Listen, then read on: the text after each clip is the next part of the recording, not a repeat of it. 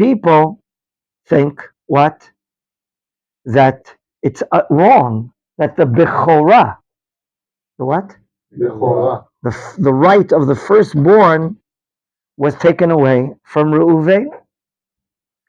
Therefore, it's really not a proper machloket between one side and the other side, because Korach is not willing to listen. Datan and Aviran are called by Moshe, and what do they say? We're not going up. They say even twice, Lo na'aleh.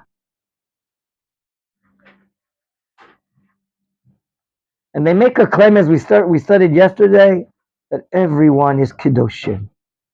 Everyone is Kedoshim, and that is in opposition to a principle that Moshe was taught at Mount Sinai together with the Jewish people, that we are a holy collective, an Am Kadosh, an Am Sgula.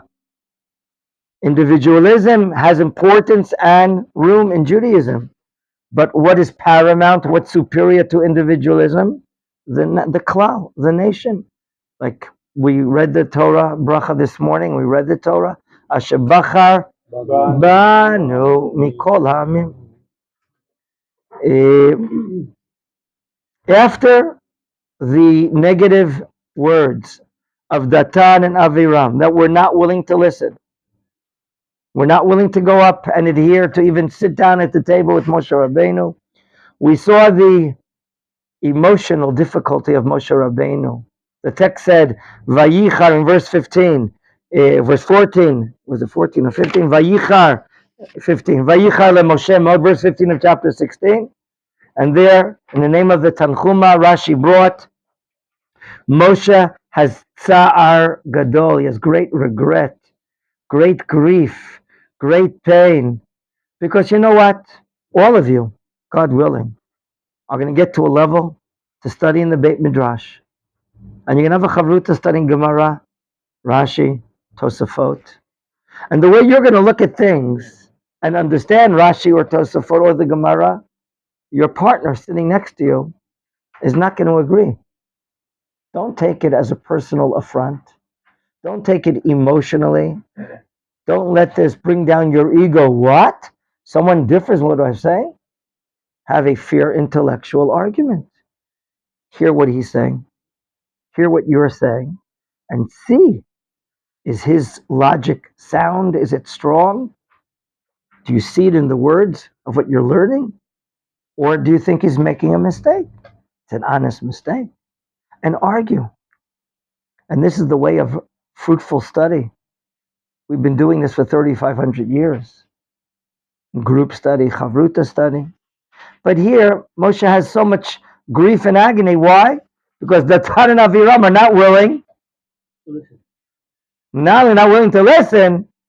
They're not willing to talk. They're not willing to honor Moshe. They say twice at the beginning of the word. Did you notice that? A double lo na'aleh, exactly, in Pasuk Yud Bet, vayomru lo na'aleh. And then a second time at the end of Pasuk Yud Dalet 14, lo na'aleh. We then discussed the 250 people. And we said that in the name of the Netziv of Volozhin, they're really, really super Jews that see that the inability to give them the kuna, the priesthood, they can't come close to God. And they see that as a turning down, as a difficulty. It's hard for them to deal with this. And you know what? They're being persuaded. The Torah opened up with the first two words of the Parsha. Remember, Michael Aryeh, what are the first two words? Vayikach Korach. One of your questions yesterday was, the Torah doesn't say what he took. But according to the Midrash, we stated at the end of the Shur, when Korach is so demagogic, when he goes around from tribe to tribe, from tent to tent, and he's trying to show the people, Moshe is no good, and the Torah is no good. Support me, I'll give you a better life. The power, the talent of Korach is with his words, his speech, his mouth. He's a fancy talker. He's a tremendous oral abilities, that he knows how to go and convince other people. And therefore, if you go back to the opening Rashi, Vayikach Korach,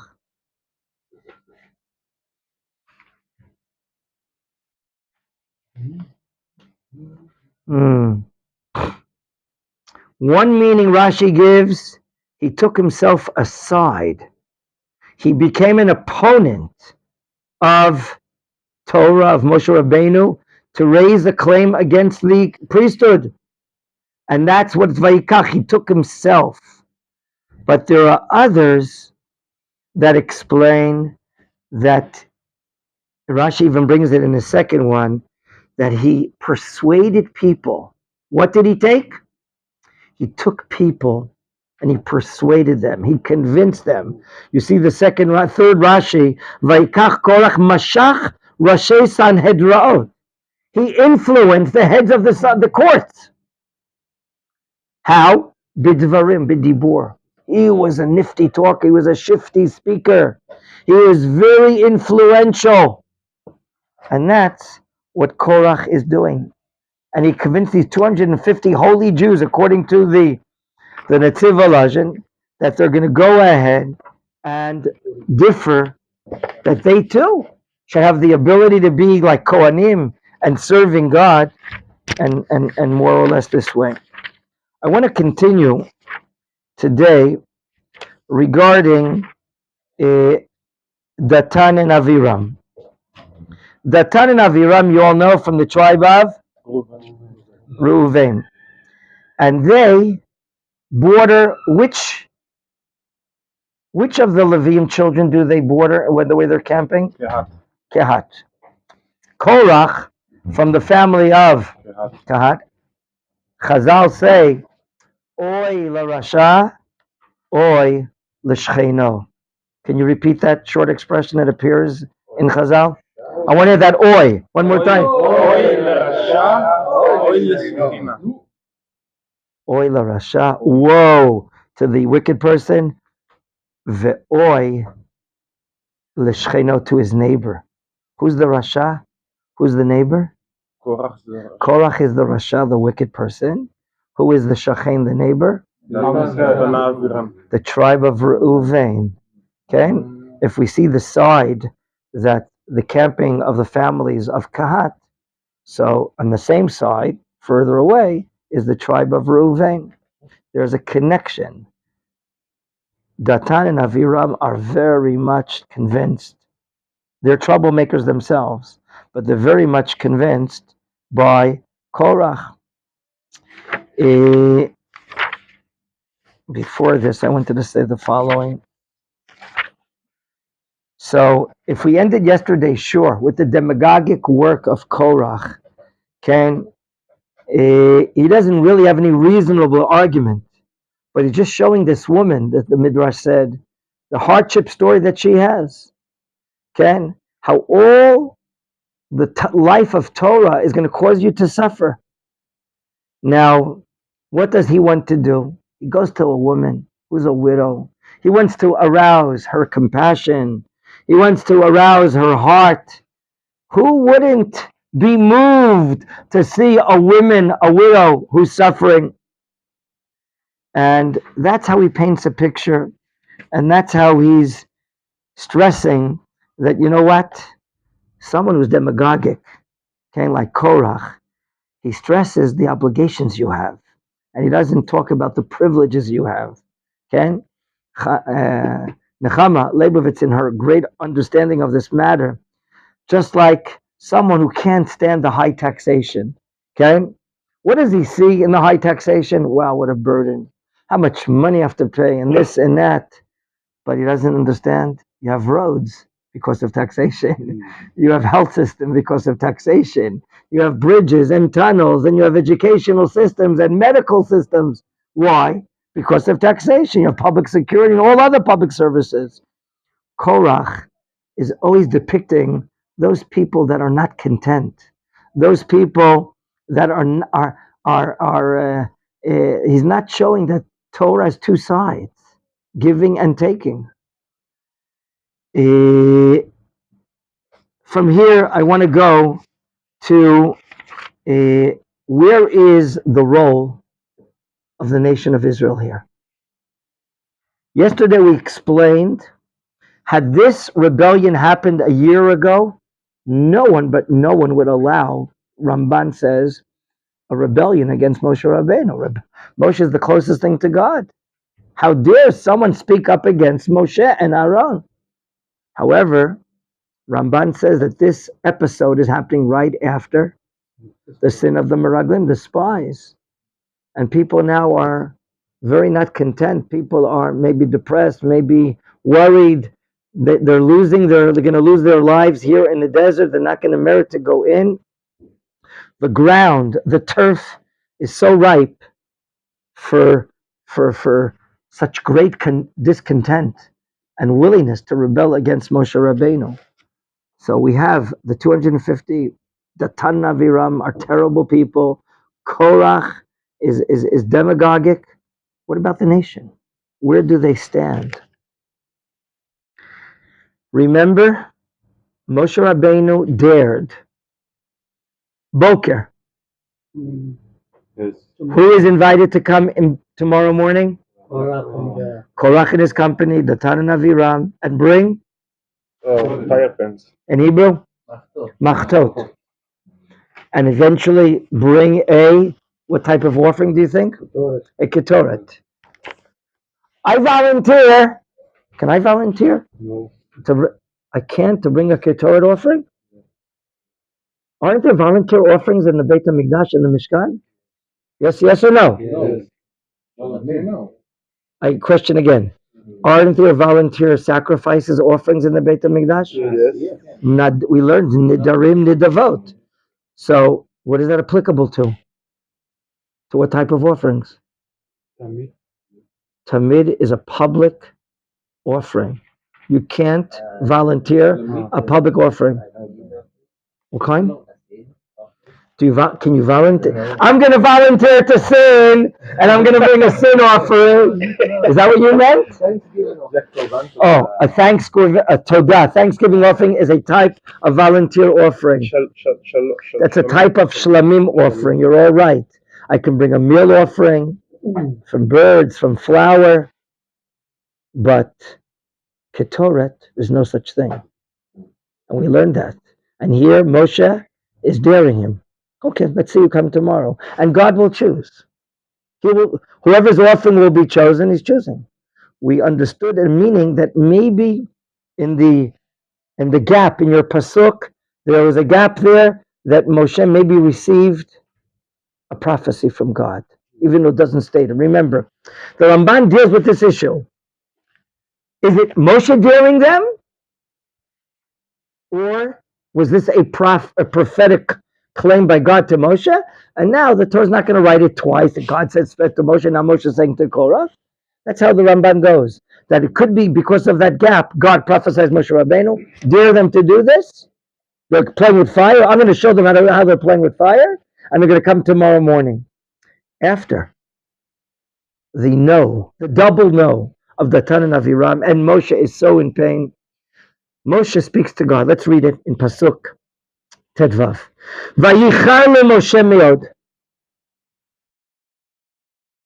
We've actually read this yesterday. Vayomer Hashem al teifen el minchatam. Do not turn to their mincha. In this case, the word mincha means another word, gift. Gift, right? Why? And he says, I've never taken advantage of these people. Lo chamor echad mehem nasati. I know the king needs a car all of a sudden, and you have a Chevrolet. What do you have? You have a Kia. What kind of car do you have? You have a Kia, the Toyota, the most sold car in the world, Ken Corolla. I heard it this morning driving it, and the king has a right to take, for his needs, your car, your pharmacist, your doctor, your teacher, anything, whatever you need. I never took advantage. In other words, I never even took for public use. Not only did I not take your horse to ride on, even your donkey I never took. Lo lakachti. Lo nasati velo harayot et echad mehem. Moshe Rabbeinu is expressing that I have been very clean leader, not taking advantage of other people. Okay, never. I never would. What was he accused of? What are you going to be ruling over us? Did Datan Aviram say in verse 13? Now you're going to be ruling over us. In other words, you're capitalizing, taking advantage, exploiting us. Moshe Rabbeinu, what are you talking about? God, I never exploited them. Not only did I not take their Arabian horse, I never took a donkey even. Okay? And now Moshe dares to take the korach we read yesterday. After they're dared, we're up to Pasuk Yud Chet. Do they take the dare? Do they take the threat? Pasuk Yud Chet, verse 18. Vayikru ish machtato. Uh-oh. They're taking Moshe seriously, aren't they? Everyone takes their own machta. Vayitenu aleihem eish. Like you said yesterday, Gabi, they put gichalim, coals on it. And now what do they put on top of the eish? Vayasimu aleihem keturah. They're ready. Can you smell it? What do you smell? The reach, the scent of what? Keturah. It's on top of the gichalim, and the gichalim are on top of the machta. Vayamdu petach ohel moed. I think this is the next day. They're ready, and they're standing and waiting where? Petach. They're ready to go in to the Ohel Moed. And who's there as well? Moshe V'Aaron. Now, we're going to prove here that Korach, not only is he demagogic, he knows how to rally support. ACT, ION, action. He gets a pill and he goes to the police system and he gets a green letter for a protest. There you go. And look at what he does in verse 19. Vayakel aleihem Korach et kol ha'edah el petach ohel moed. Wow. He's now what? You know, according to Rashi, he's not even waiting for tomorrow. Rather, he's publicly rallying people even today before tomorrow. And the question is, who is he rallying? It does say, et kol ha'edah. And it could mean that he's rallying the people, the public. Those that until now, we have not seen involvement. In other words, Korach wants to show, I have national support. According to one meeting here, the people that are standing here are the people that we don't know. Where do they stand? Are they supportive of this mutiny? Or are they supportive of Moshe? Or is there a third possibility? Yes, we need to. Neutral, undecided. Yes. We don't know. Okay? The Rishonim, Menachem Leibowitz brings it in one of her articles. Okay? We heard what they're grieving about. We heard about the Eidah, what is the name of the Machloket? Machloket Korach ve'adato. He's Eidah, his congregation. But he has certain people that he's convinced. But we don't know, what about the Klal Yisrael? Where do they stand in this matter? And here, after we learned about the inability of Datan and Aviram to respect Moshe Rabbeinu, on what side are of the people of Israel? Are they swept away in this with all the other people that are not content? How are they joining Korach's hands, or do they remain loyal to Moshe Rabbeinu? He's Rabbeinu. He's their teacher. He's their prophet. We don't see any relationship to this question. And now here, in our verse 19, we see here an allusion to attempt by Korach to influence them to join forces. Vayakel aleihem. Come, join the kehal. You understand the verb vayakel? To be to congregate together. And it seems here that they're answering. Rashi observes, look down below, please, in verse 19. Vayakelem Korach, how? B'divrei leitzanut, with words of scorn. What did he do the entire night? I'm reading Rashi. Rashi is comprised here of a Midrash Tanchuma. I'm reading it in Hebrew. Can you please follow? Rashi, verse 19. Kol alayla. You see where I'm reading from, gentlemen? Yes. No? I'm waiting for verse 19. This, you see it, gentlemen? Yeah. Kol alayla, the entire night. Of that night, I'm sorry. Hu halach etzel hashvatim. Okay? He went to the tribes. Ufatach otam. He opened them up. He intellectually seduced them. And he said, Kisvilimetem sha'alai levadi ani makpid.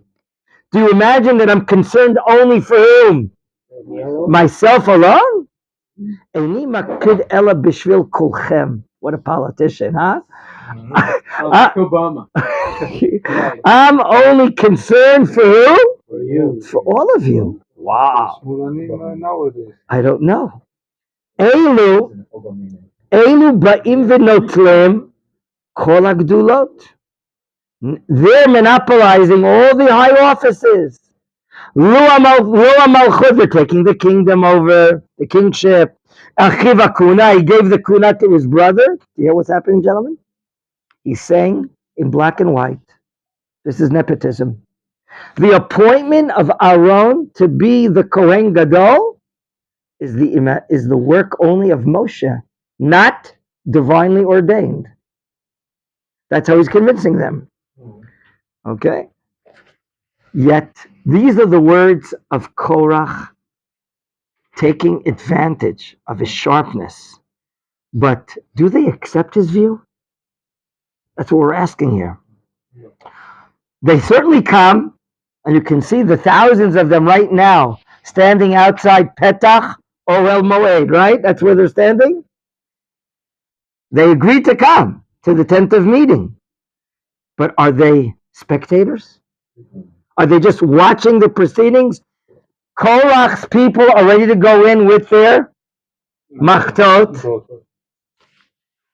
And Moshe said in his prayer to God, Al teifen el minchatam. Don't turn to their gift. Don't accept it. God, stand behind me. And now he's rallied the people over the course of the night. It's apparently the next morning. And now they're ready.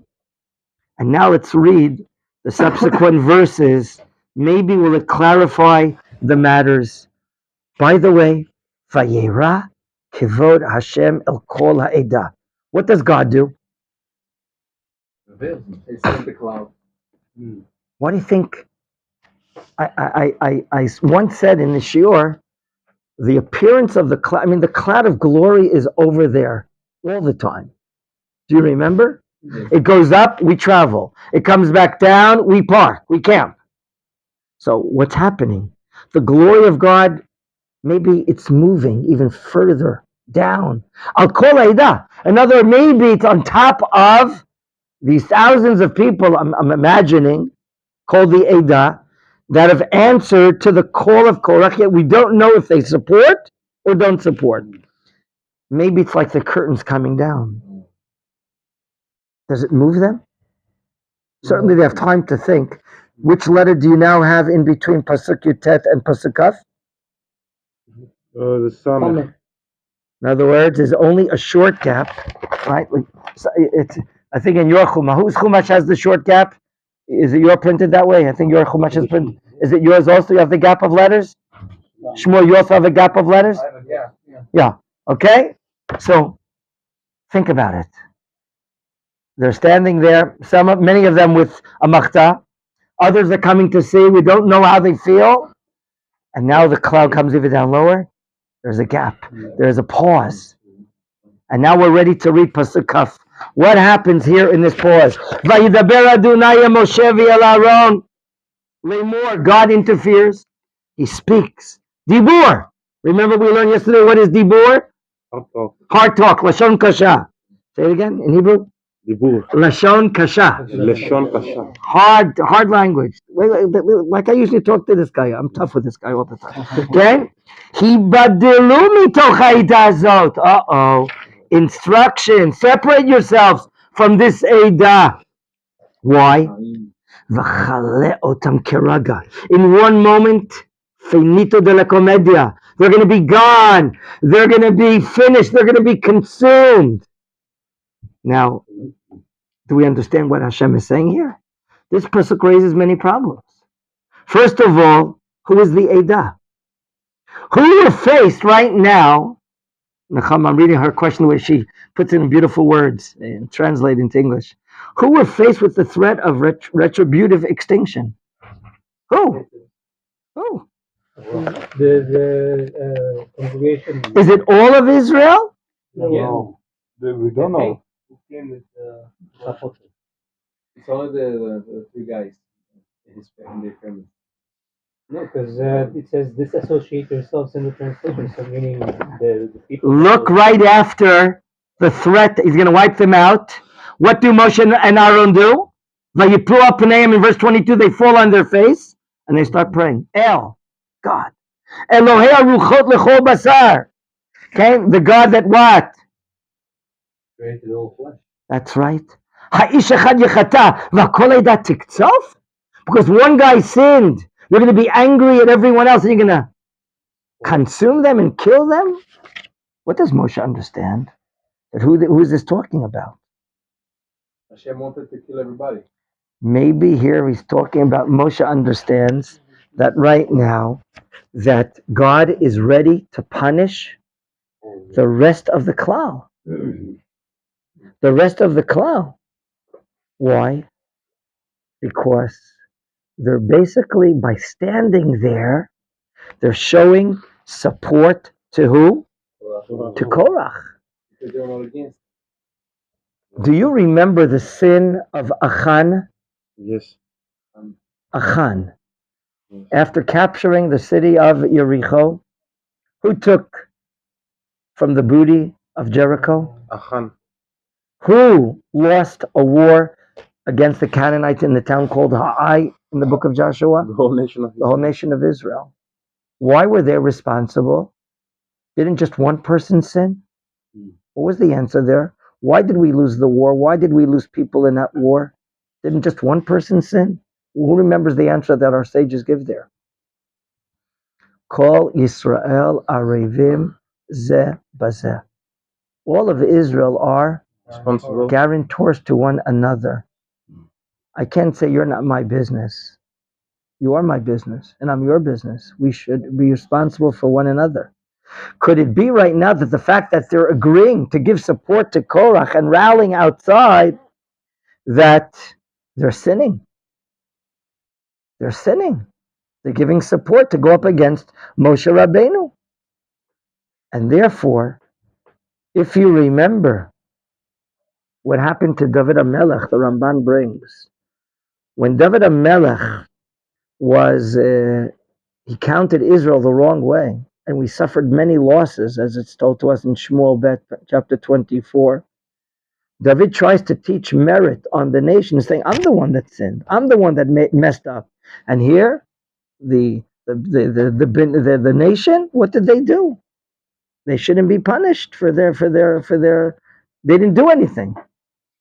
So maybe we can understand right now here, according to the Ramban, also the Kli Yakar, that Moshe Rabbeinu understands from God that the people are supporting, by large, they're supporting Korach, and right now they're under what? The threat that they're going to be killed. And who interferes? Moshe Rabbeinu. Isn't that interesting? He cares for the nation so much. He could have said, these guys are supporting Moshe, let them go to you know where, H-E double toothpicks, let them go to you, I don't want them. No. Moshe Rabbeinu is the father, the Rebbe of Israel. He's thinking about them. And then, so he says, one person sinned. Well, didn't they sinned? Answer, they were contemplating. They were thinking of sinning, meaning the fact that they came here physically and they're joining Korach, they're not doing a real action of sin. Sin is violated by doing an action. By walking there and standing there, it's only an expression, it's a contemplation, it's not actual sin. That's why Moshe Rabbeinu in his prayer says, Ha'ish echad chata, only one person sinned. You can't take judgment against everyone else. So here, Moshe thought that the threat of God refers to all of the people. But when we read verse 24 now, we're going to understand that God did not mean all of the people. Let's read the second message of Hashem here in Pasuk 24, which is a clarification of some explain, of the former message. And here too, do you see a gap? Mm-hmm. A gap separating what? The prayer of Moshe to the response of Hashem. Pasuk 23, Vaydaber Adonai Moshe lemor, 24. Daber alayda lemor, speak to the congregation and say to them, Hey alumi saviv. Okay, what is Hey alumi saviv? Get away, move away from where? Lemishkan Korach, Datan and Aviram. So here it's clear. Here we're not talking about all of the nation. Rather, here we're talking about the supporters of Korach, the supporters of Datan and Aviram.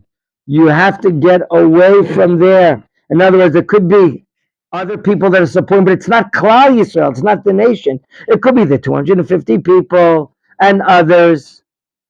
Yes. Yes. Where is on in this statement? Oh, very good. Chazal talk about it. Rav Begon probably mentioned it in his shiur. He likes mentioning it. That he was persuaded to leave by his own wife, the Midrash says, and he didn't join the rebellion. You're right. On is not mentioned only at the beginning. Rav Yosef told us this. Rav Yosef, the Midrash. It's very funny.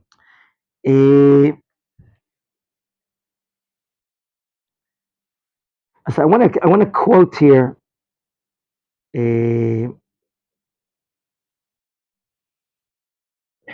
Ken. So let's make it clear. Moshe Rabbeinu thought that God means to consume all of the klal, and then Moshe prays for them, and then there's a clarification here. They're only talking about those that are part of the inner rebellion, that are really going up against Moshe the prophet. Ken? And now, what happens? Pasuk Kafeh. Vayakom Moshe, vayelech el Datan v'Aviram. In other words, we're saying now that by large, Klal Yisrael has not joined the rebellion. It could be spectators, but they're not joining the rebellion. They've not expressed support of Korach. Korach has his own group, and there right now they stand to be consumed. Vayakom Moshe vayelech el Datan v'Aviram. Is this the first time or the second time? Going to that. Now it's Moshe himself. Very good. Okay? And he thought maybe he can convince them. Who's going with Moshe? Vayilchu acharav, next two words. Excellent. Ziknei Yisrael. Maybe the fact, how many scholars did we learn 2 Parshiot ago? 70. Very good. We're talking here about the selected 70 scholars, that some of them have even prophecy, or all of them even have prophecy. Vayidaber elayda, he's speaking hard talk, verse 26, Lamor saying to them, Suruna, the people that are supporting the time, get away from here. Get away from these wicked people. V'al tig'u b'chol asher lahem. Don't touch whatsoever. What? Any of their belongings. They all deserve to be perished. Pentisafu b'chol chatotam. Because you might be consumed with all these people that are sinning. Now, the people that are gathered there, they hear the warning of Moshe Rabbeinu. What will be the reaction of these people that are gathered there? And they now hear the words of warning and caution of Moshe. What do you want to say, Gabi?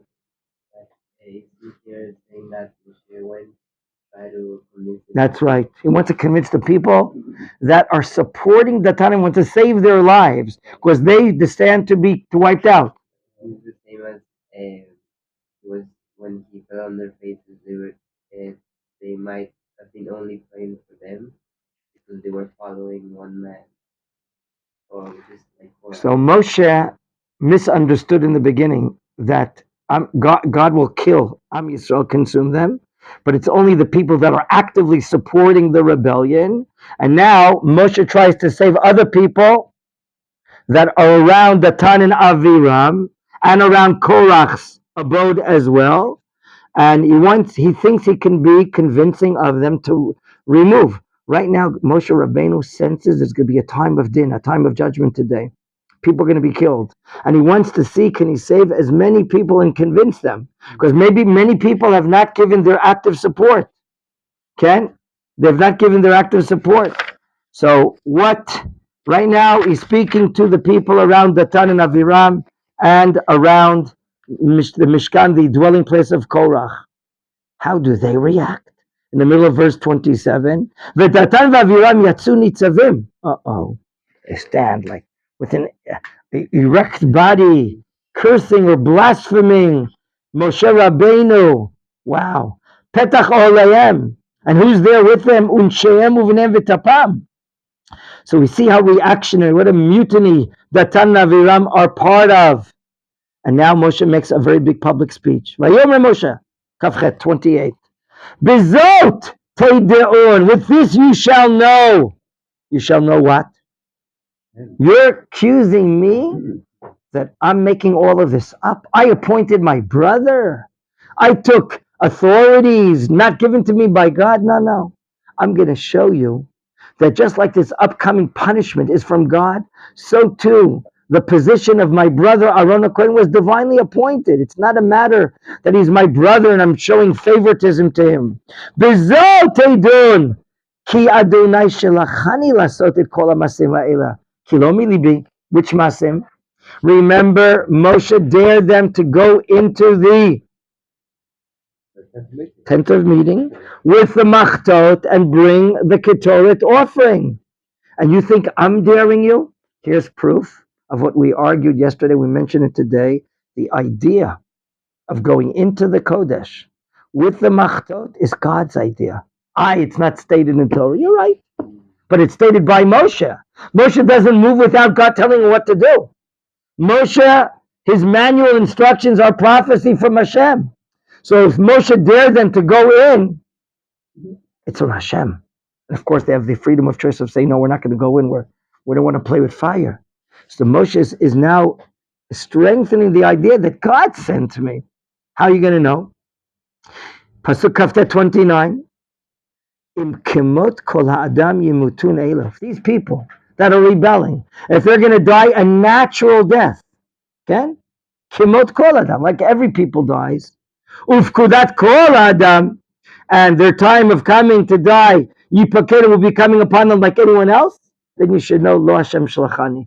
It wasn't God that sent me. But pasuk lamed, v'im bria yivra Hashem. But if God will make now a creation, ufatzita dama et pia, we call that like an earthquake. The land will open. The mouth of the earth will like open its mouth like a wild animal. Wah! And the earth will open up and people will fall in. And these people of Datan and Aviram and Korach will what? Be swallowed up by the earth opening up its mouth. And everything of them and their properties. V'yaredu chayim. They're going to go down alive. She'ola into this bottomless pit. Then you shall know vida'atem. Ki niatzu ha'anashim ha'ele et Hashem. Then you're going to know that these people have what? Rebelled, despised God. So my dear friends, at this moment, a warning and a threat have been given here to Korach, Datan and Aviram, and all the people. And what we didn't explain, what I skipped over, Do you see what they do in reaction to Moshe's words in Pasuk Kav Zayin? It says, Vaye alu. In other words, when we had a question, where is the nation standing? They take the threat of Moshe and they go away bodily, physically. They move their place because they apparently have what we call Yirat Ha'onesh, fear of punishment. In other words, it could very well be that inside their hearts and their souls and their minds, they don't yet really identify with what Moshe is telling them. But at least what they're doing is they're moving away from the area of the upcoming incident. Okay?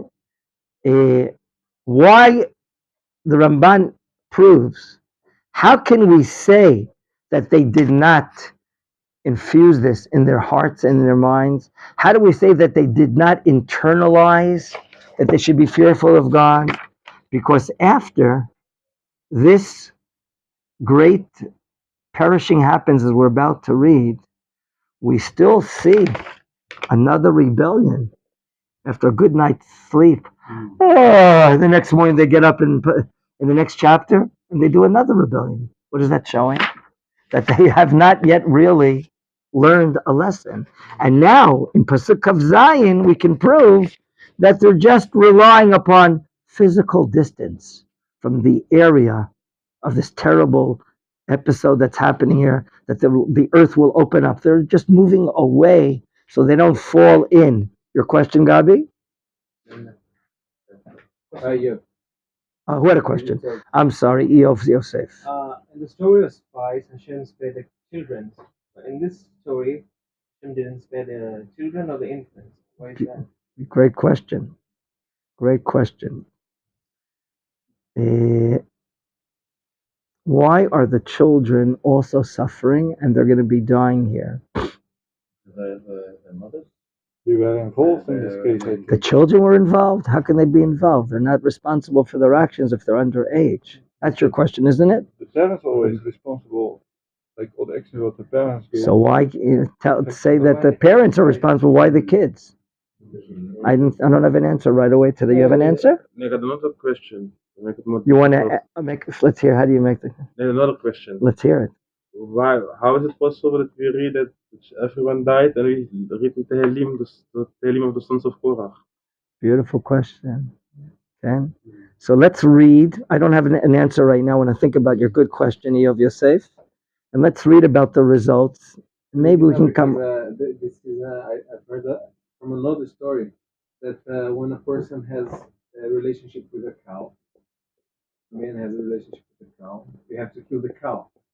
And many people went, why to kill the cow? The cow has nothing to do. Probably kill the guy and let the cow eat grass.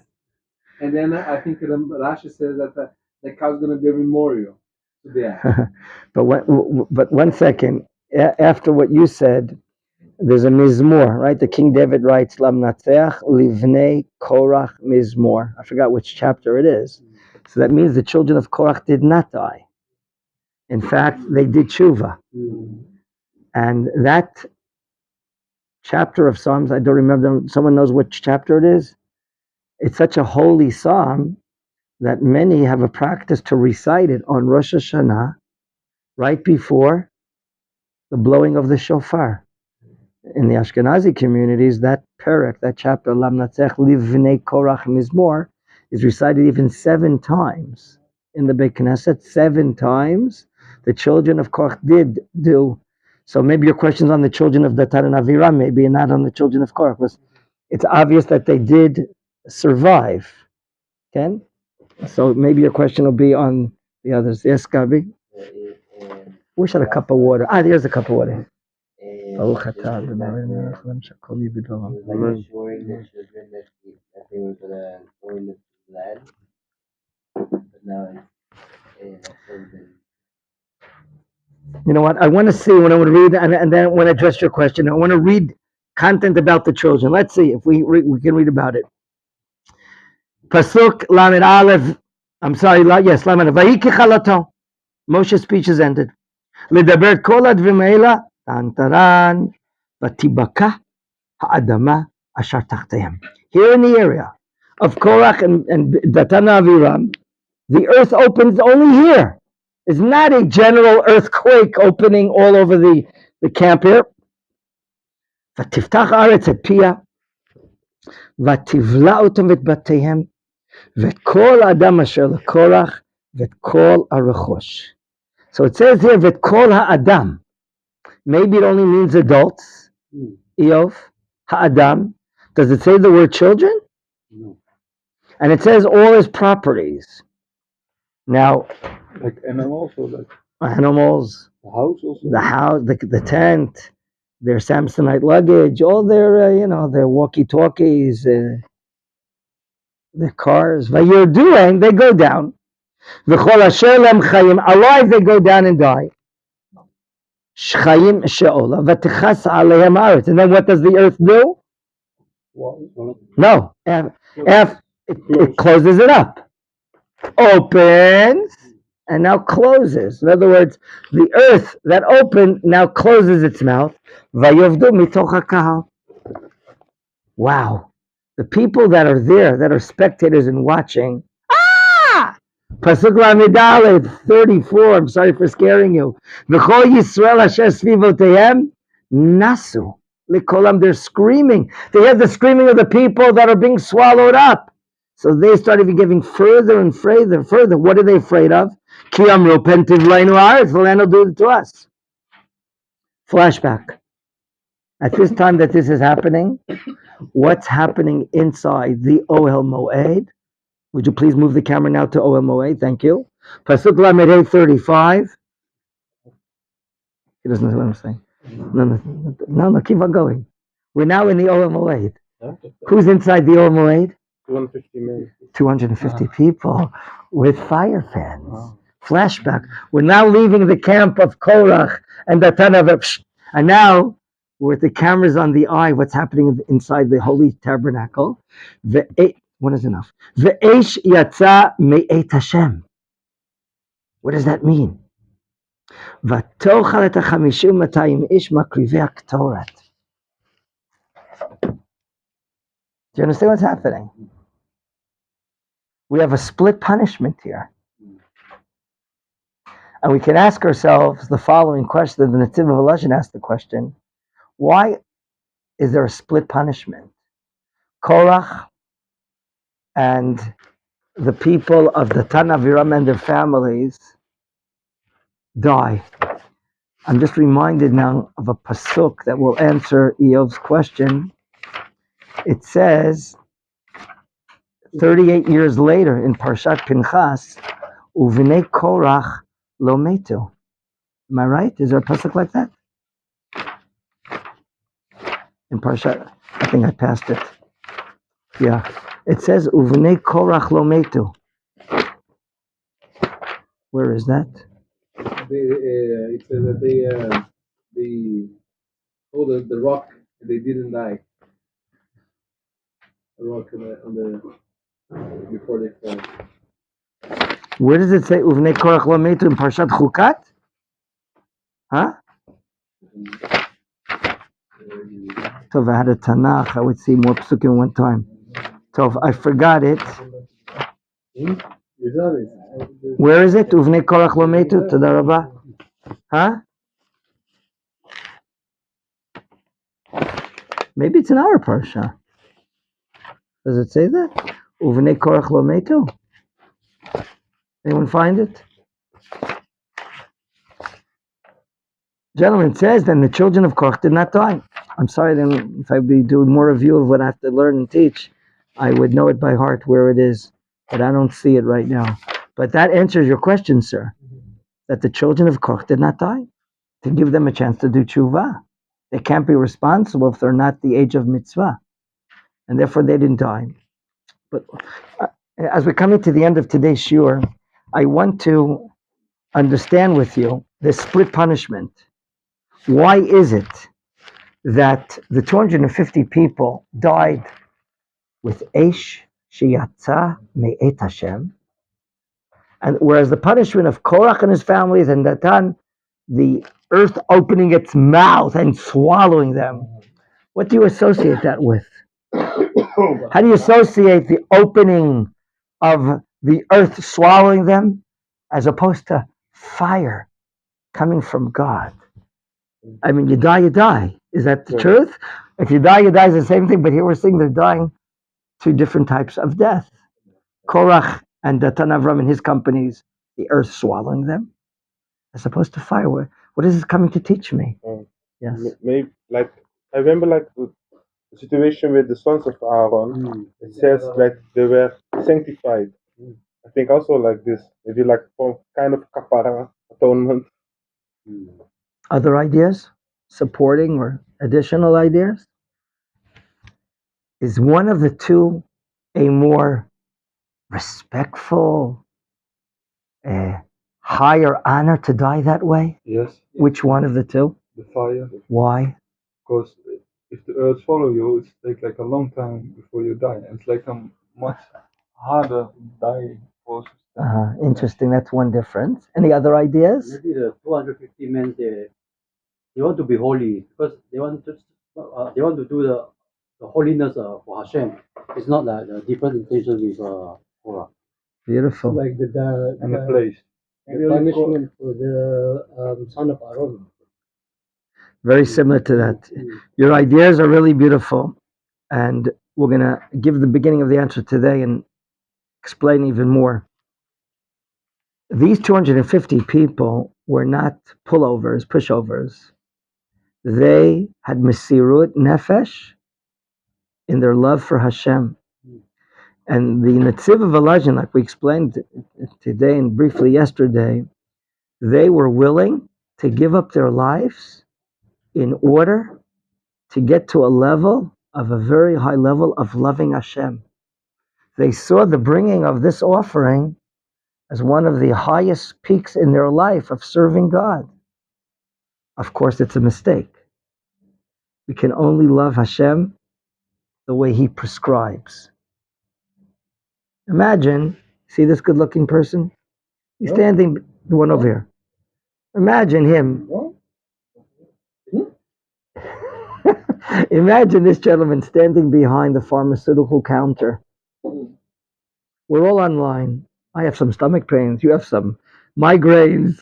The other guy has a chapped skin. You have a finger that needs to be stitched. And he's never studied pharmaceutical science in his life. I take 25 milligrams 3 times a day, and you take 50 of this, and let me give you this. Hey, what do you have, a stomach? And everyone dies after 3 days of taking these medicines. No one knows what they're doing. He doesn't know what he's doing. This is one of the several analogies Rabbi Yehuda Levi writes in a great book called The Kuzari. Only Hashem could know how we have to serve Him. No one can make up in their minds.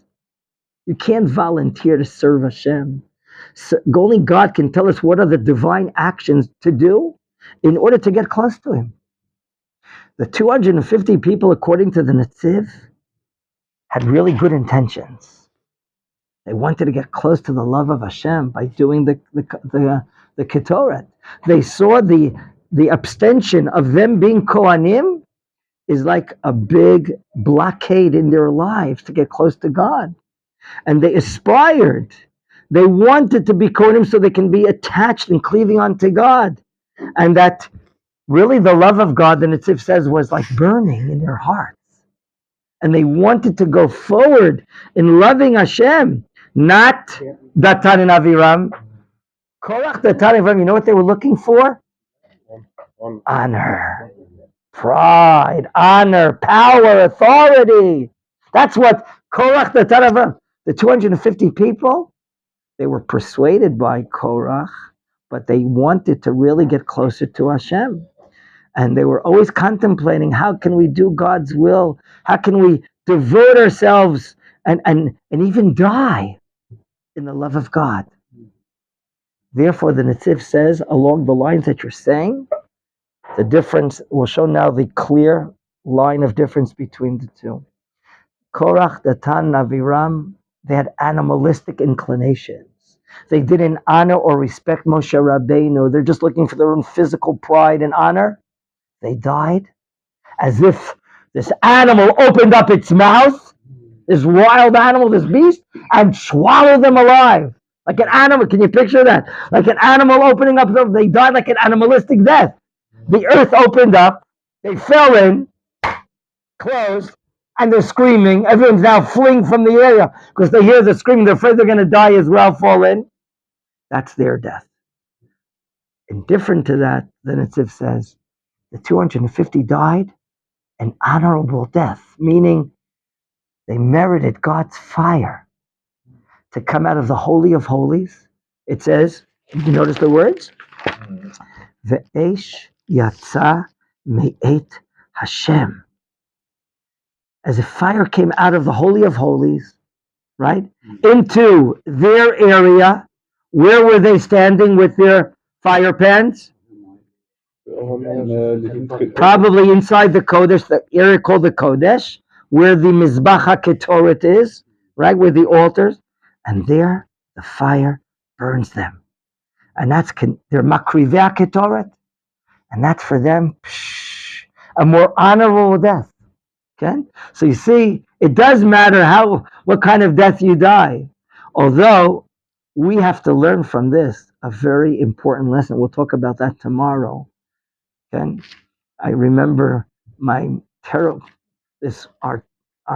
English teacher in 12th grade. I remember I said the story to you once. Okay, in New York State, we had to take a state regents exam, a state examination. In order to get a high school diploma, you had to take test that the state would offer. In order you pass that, you get a high school test. So the test would be in English, grammar, and this and that in 12th grade. And we called her the witch. She was a witch. She was our 12th grade teacher. And we thought, we're a bunch of punks. We know what we're doing. We're 12th graders already. We're seniors in high school. No one's going to tell us what to do. And this, you know what I mean? You were at that age also one? Never? Okay. So, and she was a heavy smoker to the extent that her hand was shaking even. Her name was Mrs. Fisher. I won't forget it. I've suffered from the trauma until today. She said in the first day, she says, gentlemen, we're a bunch of 18-year-olds, right? 17-year-olds. Says, gentlemen, there are 3 ways to learn English. There's the right way, there's the wrong way, and there's my way. Anyone that wants to learn anything else but my way, the door's over here. We were all frightened. Okay, Mrs. Fisher, we'll do what you want. Don't kick us out of class, right? Don't kick us out of class. That's how we expressed ourselves. So along the lines of this idea, there's only one way to get close to Hashem. Only one way. And that's according to Torah and mitzvot. Any other way is estranged service. What is that called in Hebrew? Avodah Zarah. Thank you. It's strange to why is Avodah Zarah called Avodah? Because it's not the real authentic way. It's zar. The word zar means strange. It's different. So from here we'll develop the idea that there's only one way. This is the lesson we have to learn from this that will continue tomorrow. Shalom. Gabi's question.